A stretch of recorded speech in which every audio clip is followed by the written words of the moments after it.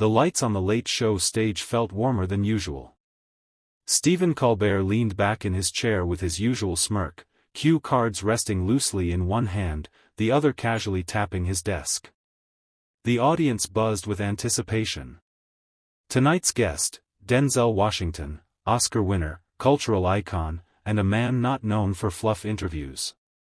But this wasn't supposed to be a contentious night. At least, that's what Colbert's producers had told Denzel's team. Light conversation. A bit about your upcoming project. Maybe a story from the set, they had said. But Denzel had seen enough of these formats to know, nothing was ever just light anymore. He entered to applause, composed as always. Crisp charcoal suit, no tie, eyes sharp but calm. He greeted the crowd with a quiet nod, then shook Colbert's hand with a firm grip that held just a little longer than expected. It wasn't aggressive. Just, unblinking. Denzel Washington, ladies and gentlemen. Colbert beamed. The man who makes silence feel louder than any monologue. Denzel smiled politely, sometimes silence says more. The audience chuckled, but Colbert's eyes gleamed. He leaned in, voice dipping slightly as if setting a trap beneath a compliment. So, he began slowly, you've been quite vocal lately about faith, values, and what you call moral erosion in America. Heavy stuff for a guy who used to throw grenades in movies, huh? Laughter erupted. Denzel didn't flinch. Colbert continued, casually flipping through cards. I mean, don't you think talking about faith and truth in a country built on contradictions is a little idealistic? Or are you preaching now? The word preaching landed with weight. Denzel's face didn't change, but the audience shifted slightly. A few murmurs. One audible, oh, near the front. Denzel folded his hands, leaned forward just an inch, and replied calmly, no, I don't preach. I just speak. You know, like we're doing here. Except I don't cut the conversation to fit a punchline. Colbert raised an eyebrow. That wasn't on the script. Oh, come on, he laughed. We're just having a little fun. Denzel stared for a beat, then tilted his head. I don't find faith funny, Stephen. Do you? The room paused. For a moment, the air thinned. Colbert's fingers fidgeted with his cue cards. He tried to steer back. Well, I just mean, when public figures start moralizing, people start tuning out. That's all. Denzel sat back. Maybe they've been tuning into the wrong people for too long. The crowd didn't laugh this time. They just listened. Backstage, a producer whispered into the headset, we may be off track. Colbert pushed on, but do you really think Hollywood, or this country, is capable of the kind of values you talk about? Or is this just another performance? And there it was. Denzel looked directly at Colbert. You invited me here, Stephen. You want the actor or the man? The audience was still, caught somewhere between excitement and unease. Denzel's question had cut through the stage lights like a blade. You want the actor or the man? Colbert hesitated. His smile froze for just a fraction of a second before he tried to laugh it off. Oh, I think we all came for the actor, he quipped, looking to the crowd for backup. A few chuckles, but they were thin. Nervous. The room had changed. Denzel didn't laugh. That's the problem, he said flatly. America keeps choosing the act over the truth. Now Colbert leaned forward, abandoning the cards completely. Are you saying people like me are part of the problem? I'm saying if your job is to make people laugh at pain, you better be ready when someone doesn't flinch. The words dropped like steel. No music sting, no camera cut, just silence. Colbert straightened his posture. All right, so let's go there, he said, voice sharpening. You've criticized the entertainment industry, the media, even late-night shows like mine. But you've built your legacy inside the same system. Isn't that, hypocritical? A few heads turned. This was no longer a typical interview. Denzel took a breath. Not defensive. Measured. I built a career, yes. But I didn't sell a soul. There's a difference. Colbert narrowed his eyes. Is that what you're implying, that I did? Denzel looked at him squarely. Did you? That question hung in the air like smoke from a fuse. The crowd didn't know whether to applaud or hold their breath. From the side of the stage, a junior producer mouthed, "Cut to break," but the director shook her head. Let it roll. Colbert reached for his water but didn't sip it. His voice dipped lower. You know, people say you've become difficult. Too serious.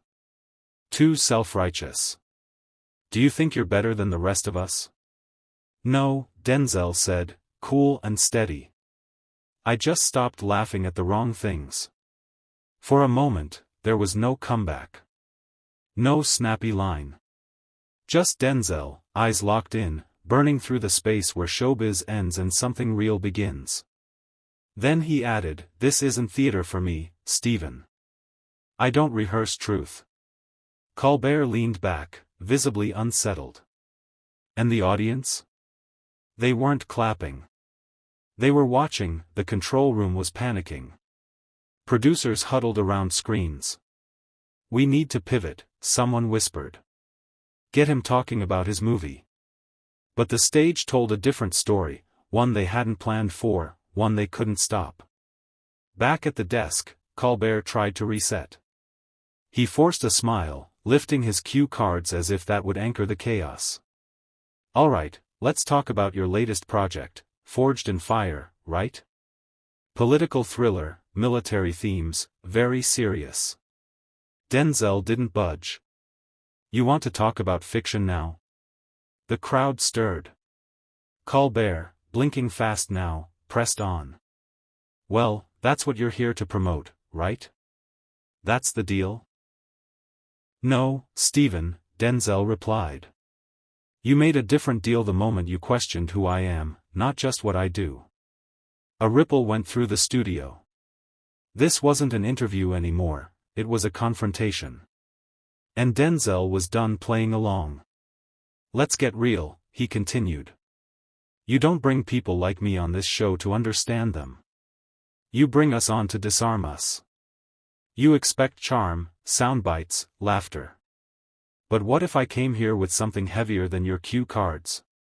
Colbert's mouth opened, but no words came out. I grew up in a world where silence was survival. Where faith wasn't an applause line, it was armor. So if I seem too serious for you, maybe it's because I don't have the luxury of laughing off truth anymore. The crowd, stunned, sat frozen. Colbert finally interjected, his voice laced with tension. You're turning this into a sermon. Denzel's reply was instant. And you're turning pain into punchlines. Who's worse? Boom. A few gasps. A stifled damn from the third row. Colbert leaned back, his smile gone, fingers now gripping the edge of his desk.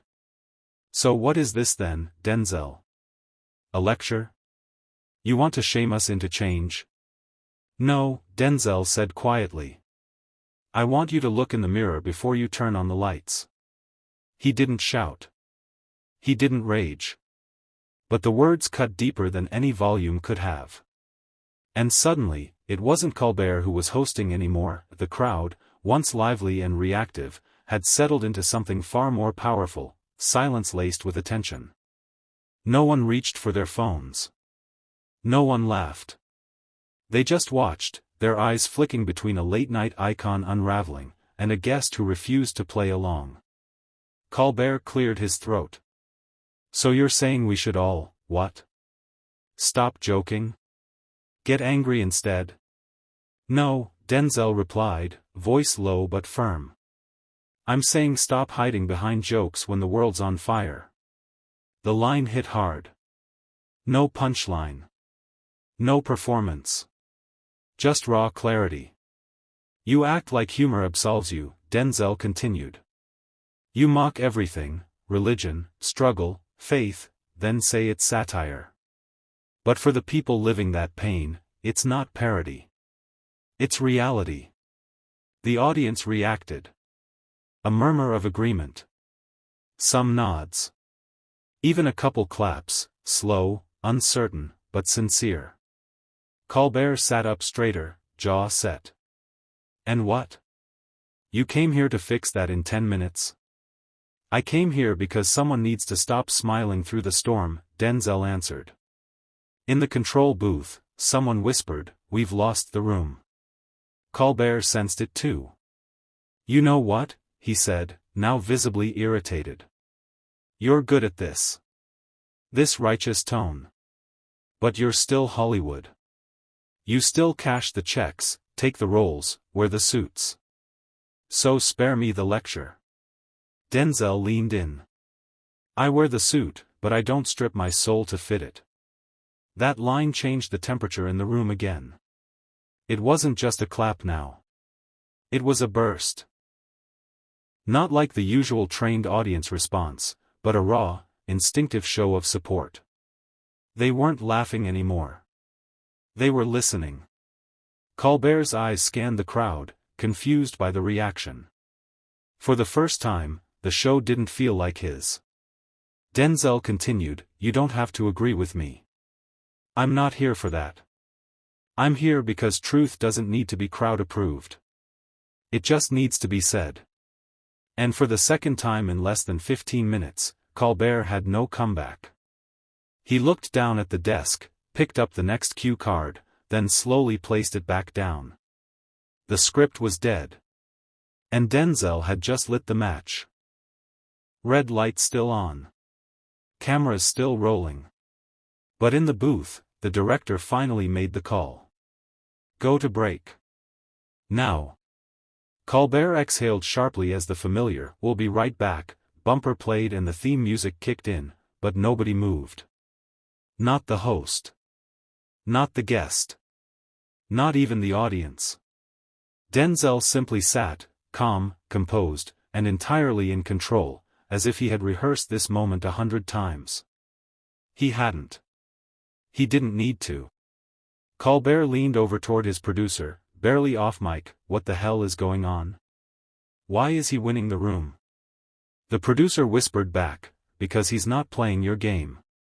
When the cameras cut off, the house lights dimmed slightly, but the tension on stage only thickened.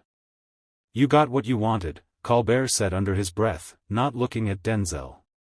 You came here to hijack my show. I came here, Denzel responded without turning, because people keep mistaking silence for agreement. I came to break that pattern. From the audience, someone shouted, say it again. A few others clapped spontaneously. That wasn't in the show rundown. A stagehand handed Colbert a note. Trending.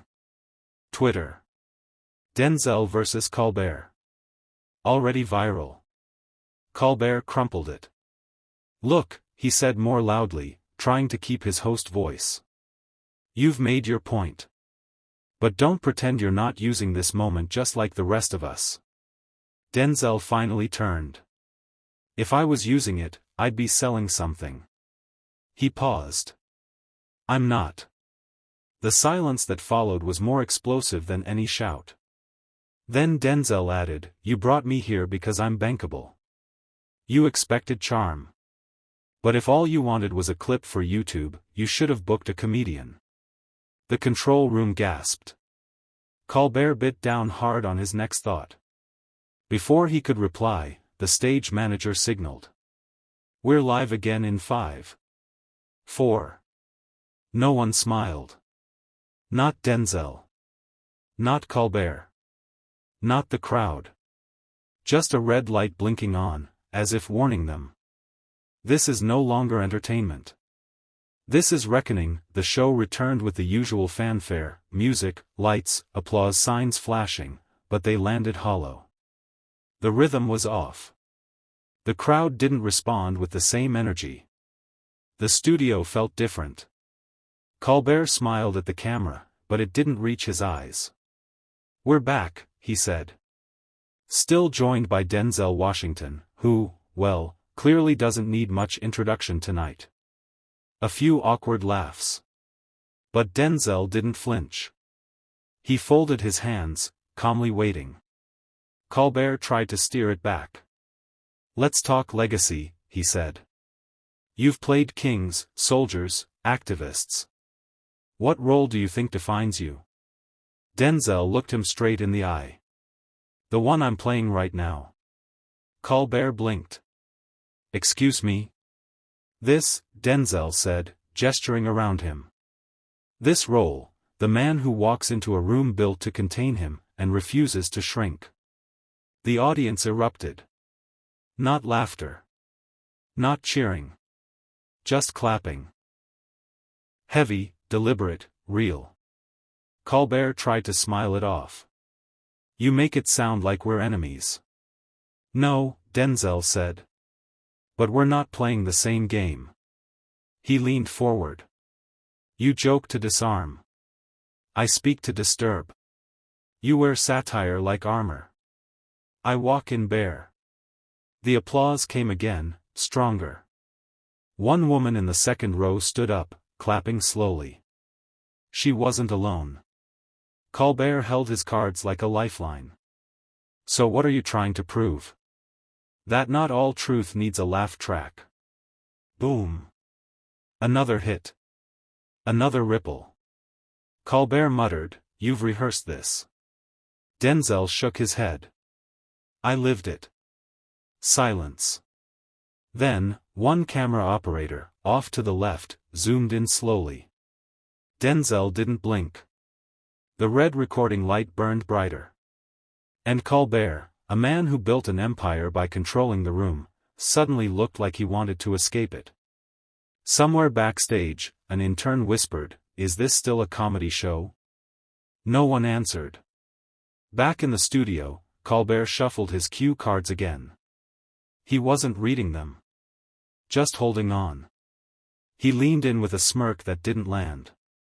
"You say you're not here to perform, but this feels pretty theatrical." Denzel's response was swift. "No lights. No jokes. Just truth. If that feels like theater to you, maybe it's because you're not used to people meaning what they say." Another clap. Louder this time. A man in a suit shouted, "Talk to Denzel." Colbert exhaled. "Okay, let's turn the heat down. Seriously. You've made headlines before, but tonight is different. Why push this far, here, now?" Denzel sat back, folding his arms. "Because you can only laugh off injustice for so long before it starts laughing back." He continued. "We're living in a world where pain is edited for prime time. Where faith is a punchline, and integrity is called ego. I don't have time to smile through that anymore." The room fell heavy again. Colbert took a different route. "Let's talk faith, since you brought it up. Some critics say it's outdated, even dangerous in politics. What do you say?" Denzel didn't miss a beat. "Faith isn't dangerous. It's what keeps men from becoming machines." Colbert nodded slowly, trying to regain footing. "But not everyone agrees with your version of truth." "That's fine," Denzel replied. "Truth doesn't need permission. It just needs a spine." A stunned silence spread through the room. Even the crew, seasoned veterans of live taping, were locked in. Colbert sat still. "So you walk into my house, tear up the script, and say that's virtue?" Denzel looked out at the audience, then back at Colbert. "No," he said. "I call it freedom. And you don't need a script for that." The audience stood. Not all, but enough. A rare, unscripted standing ovation, in the middle of a show built for punchlines. And Colbert, the man with all the cameras, realized. They weren't pointed at him anymore. Standing ovations weren't supposed to happen in the middle of a segment. Not without a cue. Not without a laugh or a joke to release the tension. But here they were, on their feet, no music, no lights. Just people clapping. For a man who had stopped entertaining and started speaking. Colbert looked visibly cornered. You think this is some kind of revolution? Denzel didn't hesitate. No. Just a reminder. That we don't have to perform pain to be heard. The studio cracked again. A woman near the front called out, "Amen." Others nodded. Colbert leaned back in his chair, stiff. You know, this was supposed to be light-hearted. People tune in to escape, not to be preached at. Denzel raised his eyebrows. Maybe that's the problem. Escaping when we should be engaging. Laughing while things burn. Colbert opened his mouth, then paused. Something shifted in him, brief, almost imperceptible. This platform, Denzel continued, reaches millions. And yet we waste it on safe jokes and rehearsed outrage. He stood up slowly. You didn't invite me here. You invited the version of me you thought you could manage. A camera followed him. No one in the control room stopped it. Denzel looked out over the studio. But I'm not here to be managed. The crowd was locked in. Colbert stayed seated, hands pressed together, no retort ready. Denzel finished, I'm not asking anyone to agree. I'm asking them to remember how to feel again, without being told how to. He didn't walk off. He just stood there. And for a few seconds, the entire show felt like it had been hijacked, not by chaos, not by anger, but by something far more dangerous to entertainment television. Honesty, the moment wasn't over when Denzel stopped talking. In fact, it had only just begun. Online, clips of the exchange were already exploding. Hashtag Denzel unscripted. Hashtag Colbert confronted. Hashtag Truth on air. All trending in under 15 minutes. Backstage, a shaken producer looked at the analytics screen. We just broke our peak live viewer count, by double. But inside the studio, Colbert wasn't thinking about numbers. He was watching the crowd, his crowd, who now seemed more captivated by a man who didn't crack a single joke. He finally stood. You said you're not here to be managed, he said, voice even, but low. But there's a reason we have scripts. To avoid this exact kind of chaos. Denzel turned to him slowly. No, Stephen. You have scripts to avoid truth that doesn't test well. A collective gasp. Not dramatic, just real. Colbert stared at him, a hint of reflection behind his usually deflective eyes. So what, you want my chair too? No, Denzel said calmly. I want you to remember what it's like to mean it. That hit harder than anything before. No shouting. No bravado. Just sincerity. Raw and uncomfortable. Suddenly, a voice came from the back of the studio. A man in his 60s, wearing a worn veteran's hat. You did tonight what none of them do anymore, you made us feel. The audience clapped again. Slower, steadier this time. More grounded. Less spectacle, more sincerity. Colbert nodded, finally cracking just a bit. Well, you certainly gave the people something different. Denzel took one step toward him. Not different. Just real. The two stood across from each other, the studio between them like a line in the sand. And for a moment, it didn't feel like a talk show at all. It felt like America in miniature, divided by tone, united by silence, suspended in a space where truth, even for just a breath, mattered again. The show ended without the usual fanfare. No punchline. No music. No Colbert wink to camera. Just credits rolling over the sound of distant, unresolved applause. Denzel didn't stay long after. As the crew scrambled to reset the studio and social media teams raced to upload clean clips, he simply grabbed his coat, nodded once to the producer, and stepped into the hallway. No entourage. No PR team. Just quiet footsteps echoing through the back corridors of a building not built for that kind of truth. Outside, the night air was thick, but his breath was steady. His phone buzzed. Twice. The first, a text from his agent. "You just rewrote the talk show playbook." The second, from his pastor. "God gives us rooms we don't expect. You filled yours." He read both, then locked the screen. Inside, Colbert sat in his dressing room. Lights still on, tie loosened. He stared at the mirror, then at the empty guest chair on the screen behind him. A producer knocked. "We're being asked to respond." MSNBC, CNN, Fox, everyone wants a statement. Colbert didn't answer immediately. Then finally. "Tell them I just got interviewed on my own stage."